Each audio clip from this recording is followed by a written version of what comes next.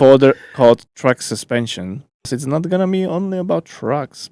You finally have independent suspension and also a rigid beam axle if you want that. Yeah, you can see it in action here as it's going down a bit more of a rough road. Really giving it a good try out here to show you all the movements there independently happening.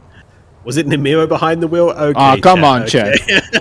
Give me a break. Yeah, as far as I'm aware, the team that started working on Project Road Trip and the cars and understanding the perception of our player base about how we have had things implemented initially in the game, there was this request, can we get better? Can we improve this?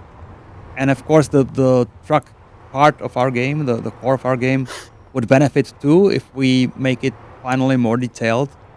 The technology or the approach to how we portray the chassis was established 10-15 years ago. So in a way, we are finally catching up, I would say, to what may be expected of a game today.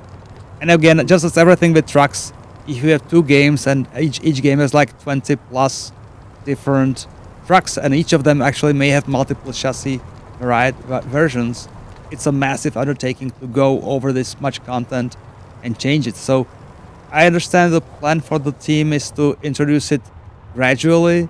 We work each time a few vehicles across our history, and of course the new ones will be already coming equipped with proper simulation. Double wishbone.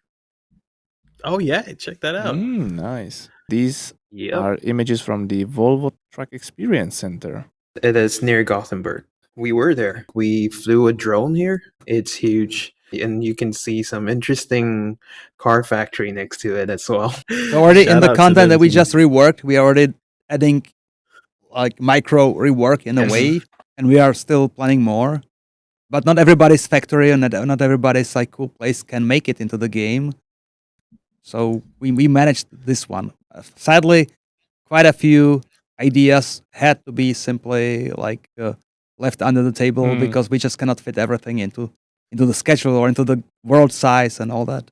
Not only trailer brands or truck brands or personal vehicle brands are joining our games, but also accessories, or in this case, cooling units. Thermo King.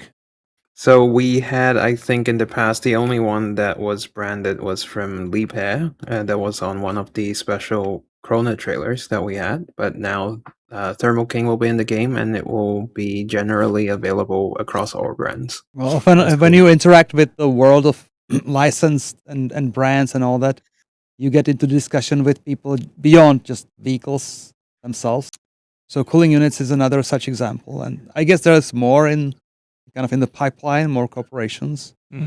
So this is a grain feed trailer. This is from a brand called Walinga. So they're famous for these kinds of trailers. So nice, new something trailer different brand. Also, they have animal welfare trailers. So they're focused mainly or mostly on agriculture. Yes, trailers? Their trailers are built out of aluminum, as you say in the US. Oh, okay.